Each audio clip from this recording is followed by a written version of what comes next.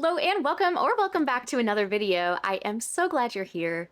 On this channel, I talk about news, controversies, and drama on the bookish side of the internet, and I certainly hope you will stick around. So this may in fact be the video everyone has been waiting for since my very first video about Britt way back in May. And now it's time. But before we get into the reason you really came here, there's some excellent news for the good people of Wooster, Ohio. The beloved local establishment, Bishop's Fine Food Restaurant, that Britt ran into the ground, is reopening. On October 6th, they posted exciting news for our valued customers. We are thrilled to announce that we have purchased Bishop's. As the new owners, we are dedicated to maintaining the quality and tradition you've come to love. We are bringing back the original recipes, making a few changes in-house, and cannot wait to serve all of you soon. We are so excited to continue serving this community and look forward to welcoming you shortly. Stay tuned for announcements regarding opening dates and maybe a giveaway, or a few. Who's ready for a nutty muffet and some Bishop's famous onion rings? And, while the majority of the comments are excited for the restaurant to reopen, there are some skeptics and some people expressing dissatisfaction with previous ownership. So this woman, Glenda, says, I hope the nutty muffet actually has the cashews and not the few sprinkled chopped nut pieces. That used to be my favorite. Bring back the old chuck wagon sandwich and banana cream pie. The chuck wagon and onion rings were always my favorite. So excited for the new owners. Please bring back the original onion ring recipe. The ones the previous owners had were disgusting and only tasted like grease. Agree 100%. The food really went downhill toward the end. Hope it gets back to the quality it used to be. Look forward to trying it. Best of luck. Do better on the nutty muffets. Last ones we had were not good. Meat was mushy. And by all means, go back to the basic desserts, especially banana cream pie. Look forward to your opening. And in fairness, I'm only highlighting those more negative ones, but the ones referencing previous ownership are the ones relevant, so. Okay, that's just a little side tangent on to the main event.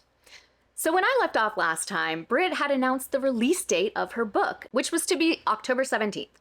But she was going to send out early copies to her Kickstarter backers and, of course, the people who purchased through her Jot form on October 13th. And shockingly, she actually did.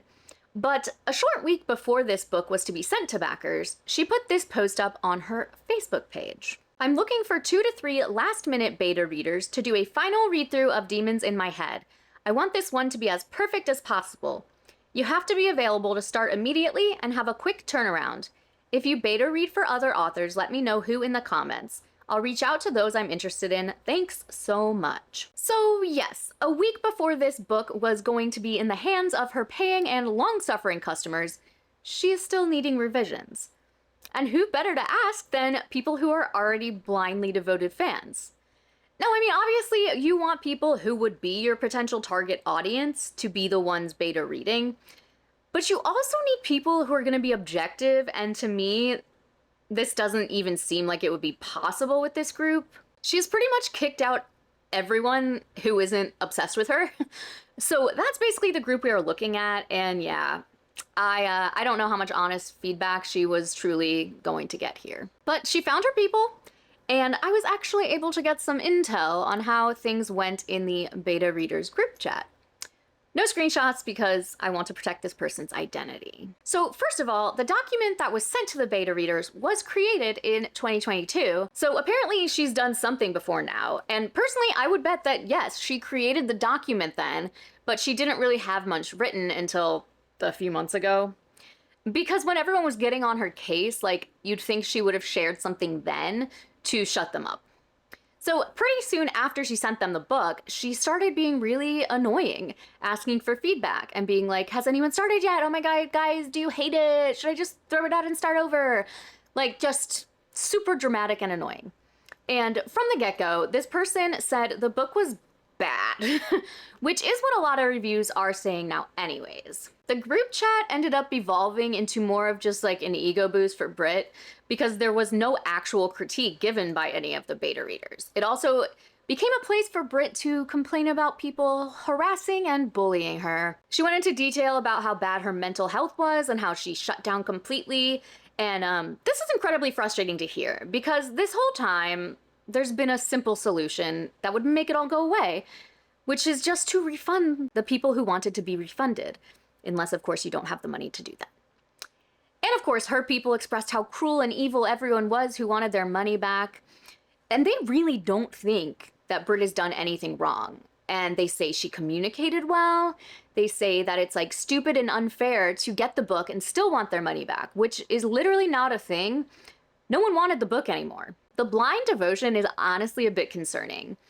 Her lawyer, who I hope she's actually paying, told her there was not anything she could do except send a cease and desist to the people calling her bullying, whatever. And sometimes that just makes things worse. All that to say, it was pretty much just a chat group to tell Britt how amazing and brilliant she is and to stroke her ego.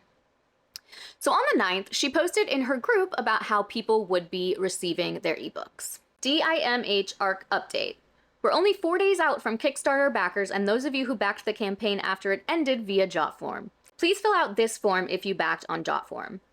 If you backed on Kickstarter, the form for you to submit is on my latest update on the Kickstarter website. Please fill that form out as this one is slightly different. Here is the Kickstarter update. 4 more days to go. We're finally entering the fun part. Woohoo! I know a lot of you have been wondering how to make sure you don't miss out on your early digital copy of DIMH. So here's what you need to do. Fill out this quick form. I removed the form here so that people don't get confused about which to complete. This form consists of 2 questions: your preferred email address, where your ARC will be delivered on October 13th via BookFunnel, and your Kickstarter backer name you used at the time of your pledge and your backer number. This ensures that only verified backers will receive a copy. No physical rewards are being mailed out at this time. This step is strictly for the digital delivery of your ARC. Please note, if you backed the ebook tier or the ebook plus swag tier, you'll also be getting the first chapter of the Emerald Mates series, plus a big, super secret surprise. I'm finalizing this bonus content and will send it out as soon as it's ready. The physical delivery of your swag when it comes time for physical order fulfillment. Stay tuned here for more sneak peeks and updates about what your swag is going to look like. So some of you may be wondering about your physical addresses. Some of you may have moved since the start of this campaign. No need to panic, you're not getting anything. When it's time to ship physical rewards, I'll send out a completely separate form so you can update or confirm your mailing address. You don't need to do anything about that yet. Thank you for your patience and excitement while this book came to life. The passionate dedication from you all really helped push this book across the finish line. I can't wait to dive into the next phase of design. Much love and peens, Britt. So why does she need them to send their emails again? It doesn't make sense. She should already have that information, unless she wasn't keeping good records, which certainly wouldn't shock me. Now, I know we've discussed this over and over, but I feel like it bears repeating. The Kickstarter project was fully funded on September 11th, 2023.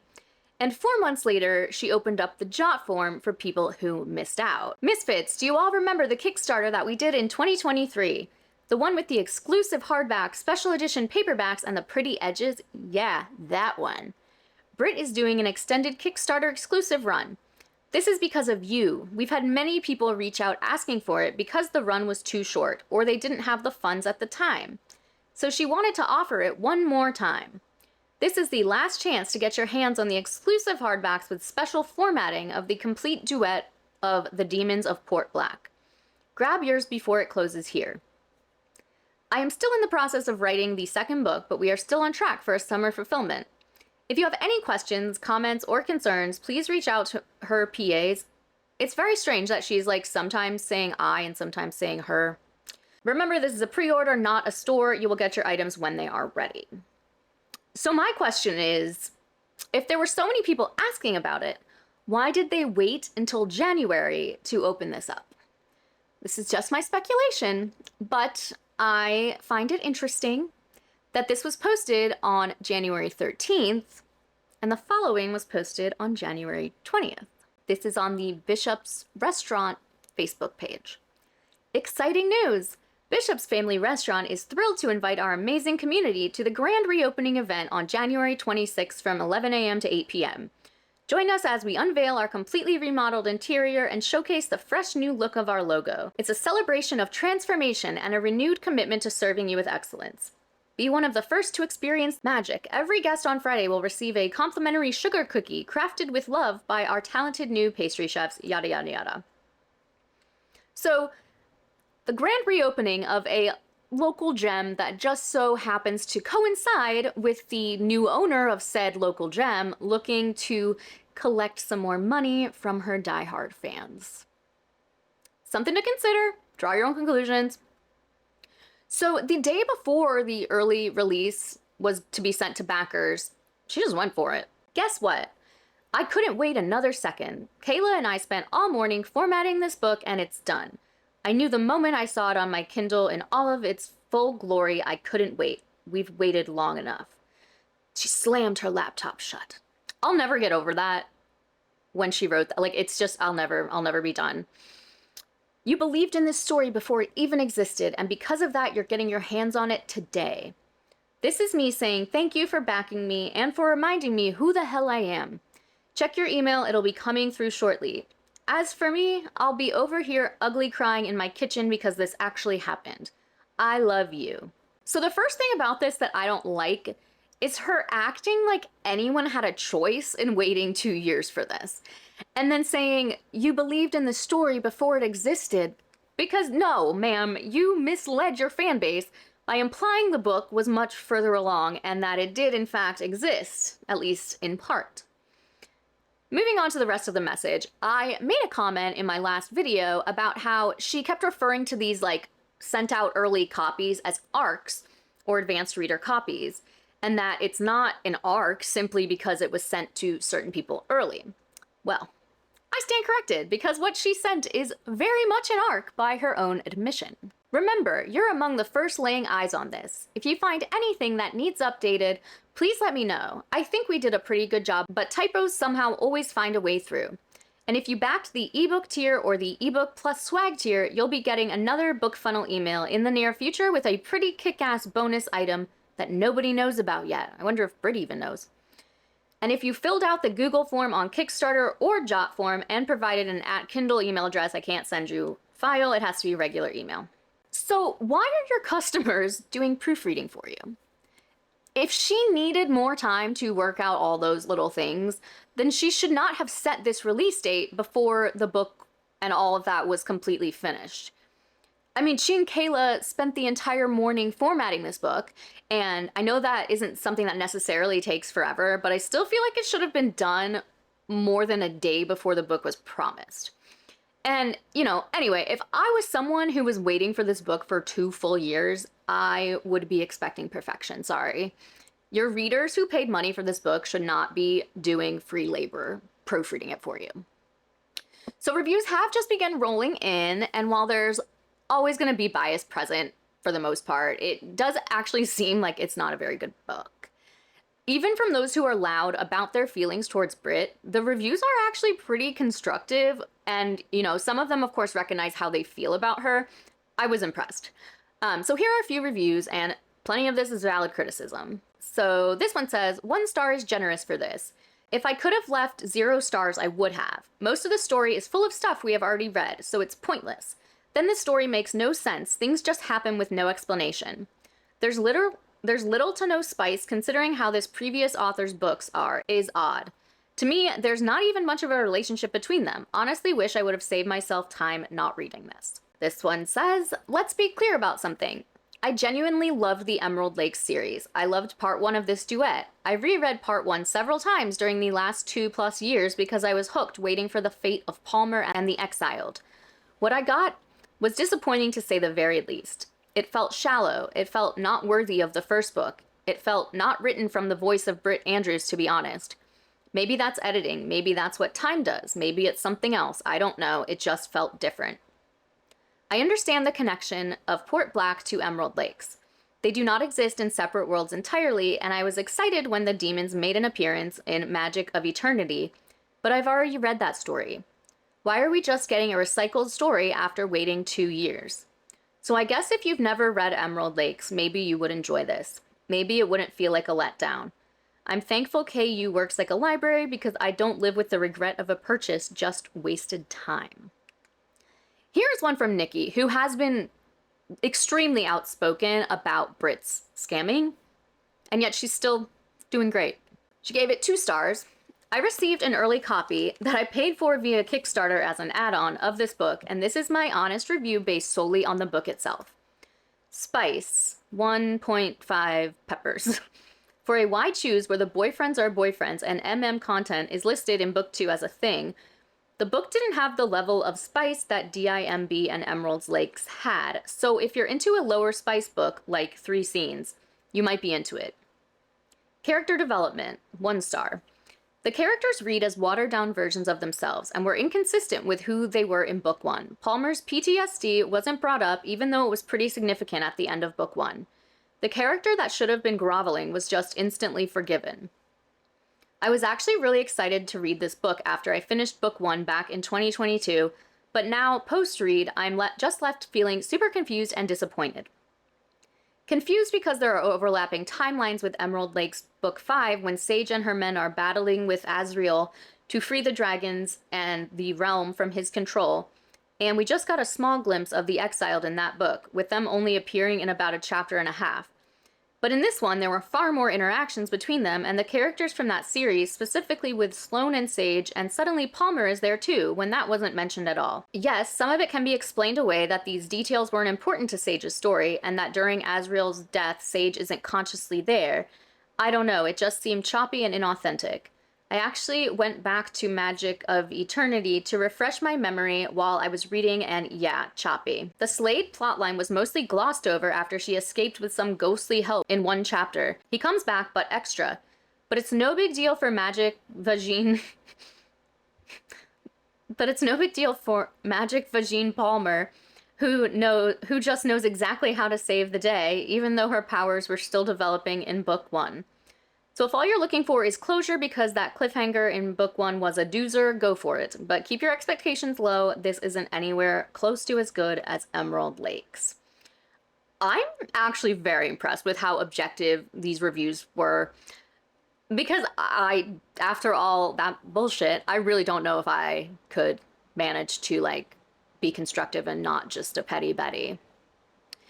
Now here is a 4-star review, which is weird, and you'll see why. Alicia gave this 4 stars. It was good. Minor spoiler for Emerald Lakes as part of a reference. It wasn't her best work, but that's to be expected.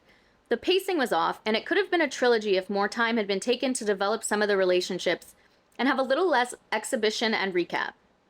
A lot of time was given to show the exiled perspective of the Battle of Besmet from her other series. Nice, but felt like filler at times. I still think this was a good book. I would have loved it years ago when we first expected it, and I was happy to read it now and see everything tie up nicely.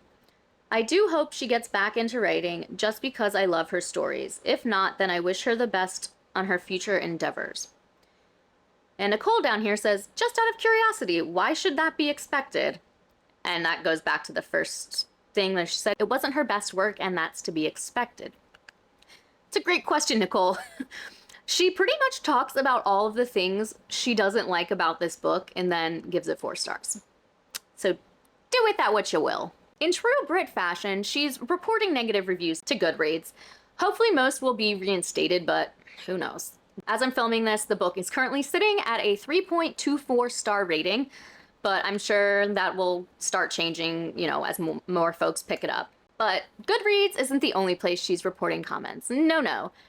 Her Kickstarter page is just like a sea of this comment has been removed. As of today and yesterday, as I'm filming, there are some comments she either hasn't reported or haven't been deemed as violating terms of service. So this one says, hey, since I got kicked out of your Facebook group for asking a question, I'll ask it here. I'm sorry, but you have 100K of people's money still on hold with no update, estimated timeline, questions answered, and instead of finishing the project, you're starting a new series? Someone else says, Britt, I'm glad you're back in your writing groove and have a new novel in January 2026. However, many of us would like to know what the plans are for fulfilling the physical print special editions we have paid for and the add-ons. What is the ETA?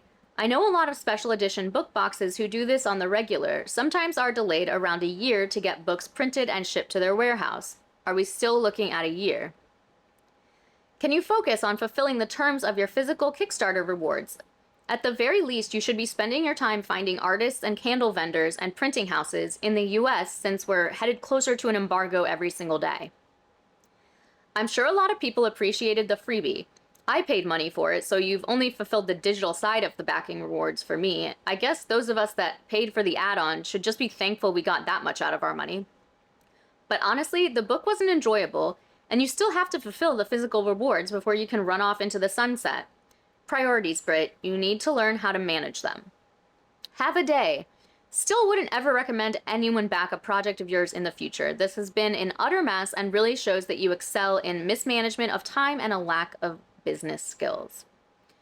Seeing as this exclusive is non-exclusive, I still want my refund.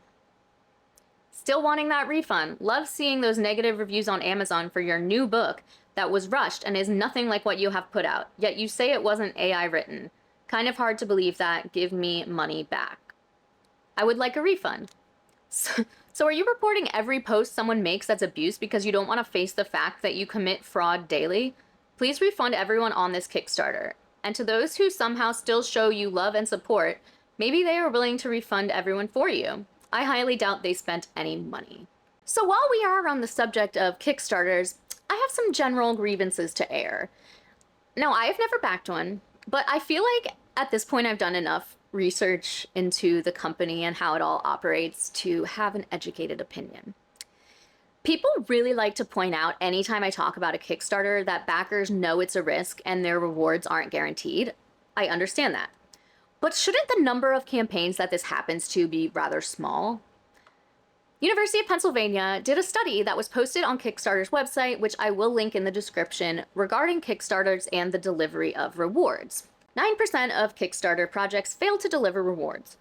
The core question behind the professor's research was whether a creator delivered rewards as promised, not whether the creative work was actually made. For example, if a creator successfully finished a film funded through Kickstarter, but backers didn't get a copy of their DVD, the project was counted as failed. So 91% of projects getting fulfilled as advertised is great.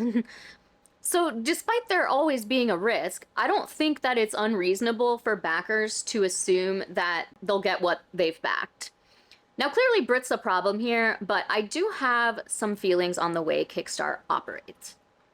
There's essentially no consumer protection, and I feel like it falls in like a weird gray area between like a donation and making a purchase, which I know it's not making a purchase. But I mean, I'd be willing to bet that the majority of backers for a given campaign would not be backing it if there were no rewards offered. They wouldn't just be like donating their money to someone to get this book written. I took some screenshots from Kickstarter's terms of services and FAQs of things that I am personally not a fan of. Kickstarter is not a part of this contract. The contract is a direct agreement between creators and backers. To the extent these terms conflict with any supplemental or additional terms that are applied by a creator to their project, these terms prevail. Here are the terms that govern the agreement between a creator and their backers. During a campaign, and especially when a project is successfully funded, creators owe their backers a high standard of effort, honest communication, and a dedication to bring the project to life. At the same time, backers agree and acknowledge they're not buying something when they back a project. They're helping to create something new, not ordering something that already exists. Every project is different. There may be changes or delays, and there's a chance something could happen that prevents the creator from being able to finish the project, which is not guaranteed. I just think it sucks that the creator is not held accountable by the platform. They say that creators owe their backers a high standard of effort, but no one's really making them do it. And then when backers complain and ask Kickstarter to step in, Kickstarter basically says, LOL, not my problem, sorry, which I just think sucks. Here's another one from their FAQs. Why have I received an email saying that backers want a new project update? If it's been more than 4 weeks since your last update and your project is still in progress, we allow backers the option to submit a project update request. This is to signal to you that they'd like to hear from you. We encourage you to follow up promptly with a new project update within 7 days to show your backers that you're listening and that you appreciate their support. While we expect creators to update their backers at least once a month until they have fulfilled all of their backers' rewards, if you need more time before posting a new update, we encourage you to be clear with your backers about when they should expect to hear from you next. Setting expectations will go a long way to keeping your backers happy. So it's like merely a suggestion that they send updates, and I don't know exactly what a remedy for that would be, but there's gotta be someone smarter than me who could figure out something. So this one says, what do I do if I missed my estimated delivery date? The estimated delivery date is intended to set expectations for backers on when they will receive rewards. Setbacks are possible with any project, creative ones especially. When the unforeseen occurs, creators are expected to post a project update explaining the situation. Sharing the story, speed bumps and all, is part of the Kickstarter experience. Creators can also keep their backers informed on the status of their reward with the status column of the backer report. In the event that fulfillment is delayed, creators can choose Delayed from the drop-down menu for all backers that are still waiting for their reward. This can then be updated to In Progress or Shipped when things are back on track. Creators who are honest and transparent will find backers to be far more forgiving. We've all felt the urge to avoid things when we feel bad about them, but leaving backers in the dark makes them assume the worst.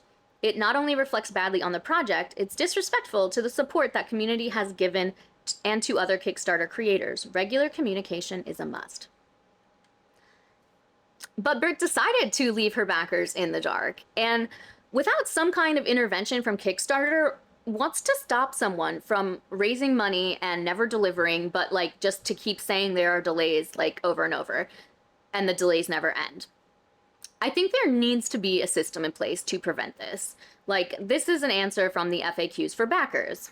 I still haven't heard anything after reaching out to a creator. We expect creators to always keep their backers informed. However, each creator may approach their communication differently. Keep in mind that you may not receive a response right away. The creator is likely working hard to complete their project and are communicating with backers as fast as they can. Don't be dismayed if it takes longer than you expected to receive a response. If you've already checked the update section, requested a new update, and reached out to the creator via Kickstarter direct messages, we recommend waiting a week or two before taking any further steps. A creator's inbox can quickly become overwhelmed.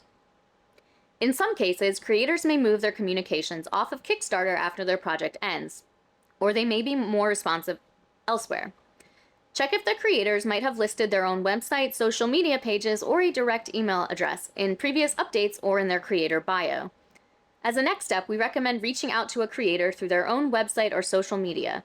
If Kickstarter sees that a creator has failed to address requests for updates in a significant period, they will be contacted and their account may be restricted until they provide updates to their backers. So to me, this reads like sucks to suck, and that last line is quite literally the only thing that gives the creator any sort of incentive to update. But I'm curious what criteria has to be met for them to actually do anything, because Britt went from January to May 2024 without an update, and then she went from October 2024 to January 2025, and then again from January to April in silence. So what does it take? Here's another one. Section 6, stuff we don't do and aren't responsible for. We don't oversee projects' performance and we don't mediate disputes between users. Kickstarter isn't liable for any damages or losses related to your use of the services. We don't become involved in disputes between users or between users and any third party relating to the use of these services. We don't oversee the performance or punctuality of products, and we don't endorse any comment users submit to the site.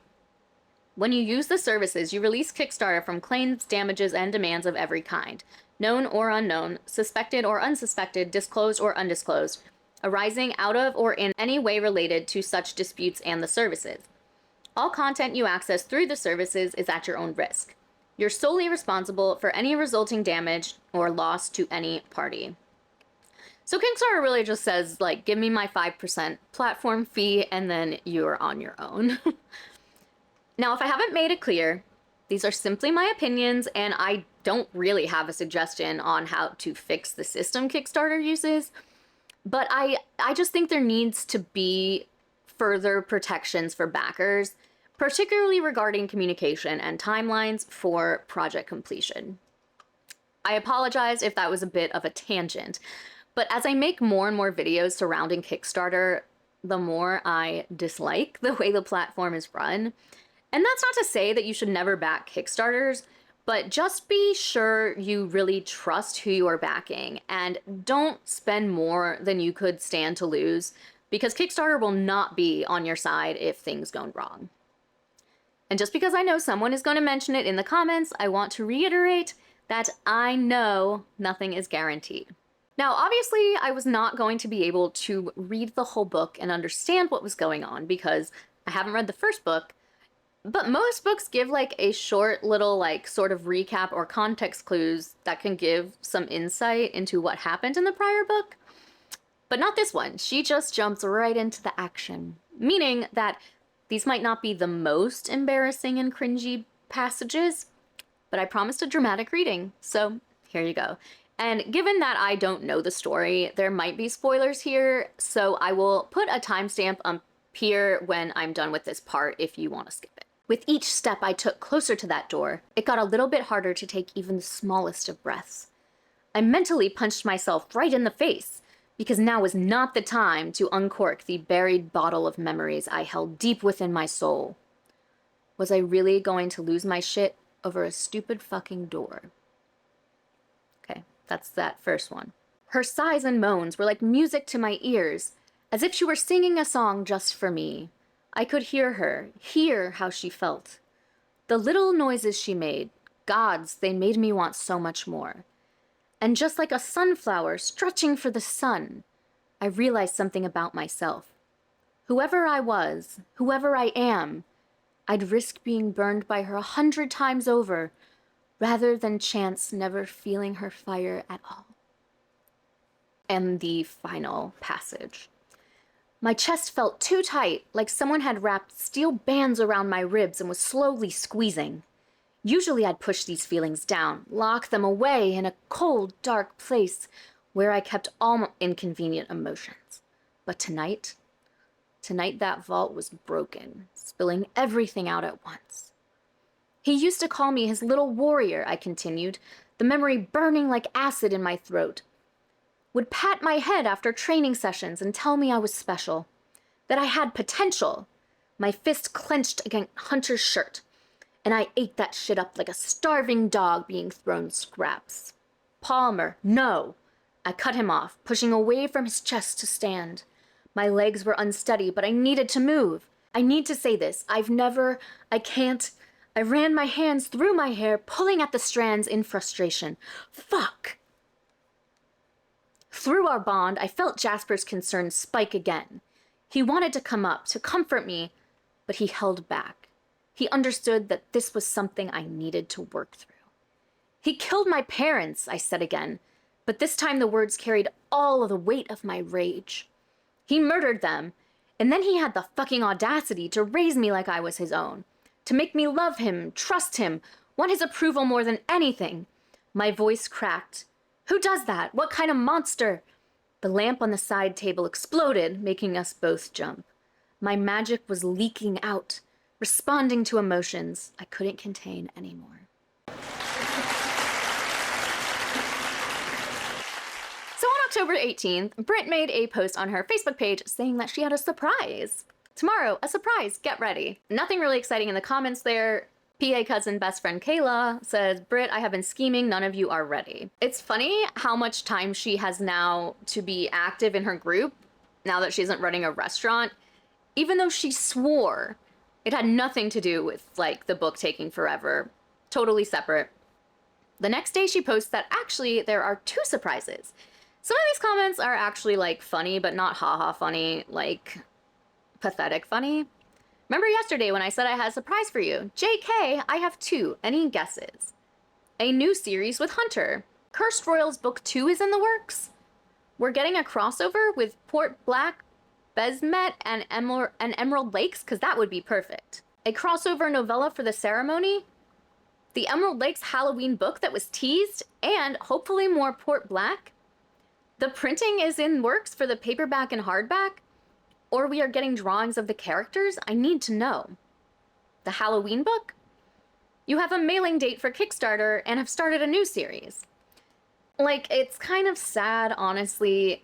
They have so much confidence in her, and it's just completely unearned.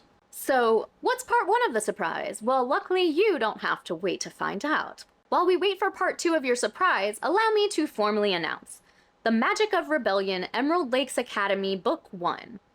This series will be set in the Emerald Lakes world and will feature Fern, Sage's sister, and Hunter, Cam's brother, plus some others who I think you'll be very excited to meet.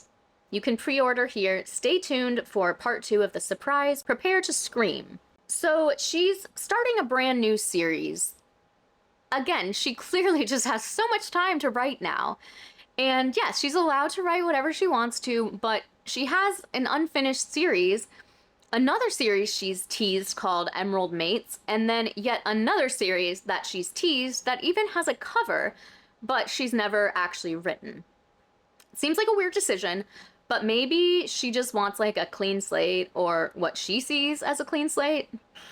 So the second surprise is one that she's been teasing for literal years, which is the Emerald Lakes Halloween novella, Emerald Treats.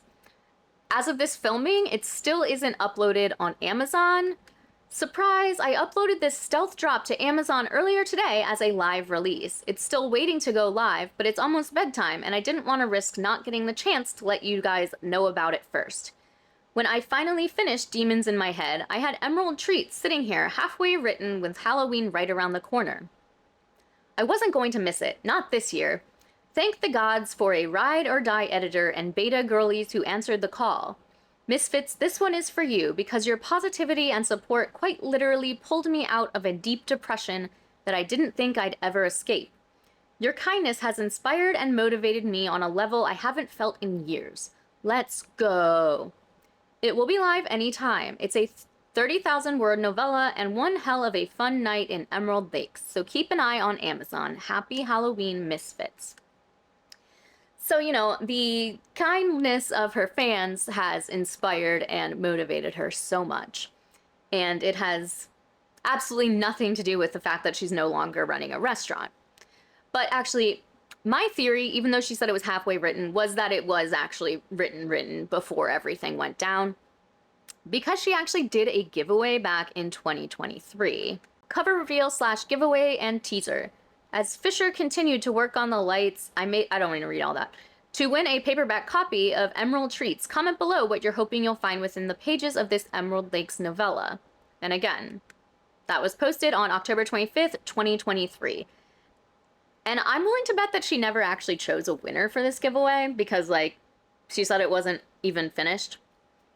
So once this releases, which is apparently any minute now, I'm really curious to see how the writing compares to Demons in My Head, which, you know, people are saying reads a lot differently from her previous books. So that's where we are now. I'm gonna be honest, I don't see myself ever being done talking about this until, like, and if she finally delivers her Kickstarter rewards. So despite the fact that this book did actually come out, this isn't over. So today's indie author spotlight is Katie Lillig. She writes contemporary small town romance and has been writing romance since college. She's a librarian and spends her free time reading and writing, which, you know, tracks with the whole librarian thing. Her books are small town contemporary romances where characters find love with the support of chosen family, blood family, and friends, even as they deal with the sometimes soapy drama of living in a small town. Down in the description, I will link Katie's social media as well as where you can purchase her books if they sound like something you'd enjoy. Indie authors are a vital part of the bookish community, so try to support them however you can, even if that's just a follow on social media. If you'd like to be featured on my indie author feature, there is a form down in the description as well. If you did like this video, please give it a thumbs up. If you haven't subscribed, I would love it if you would. I do also have a Patreon if you are interested in supporting me over there, and I'll see you in the next one. Bye!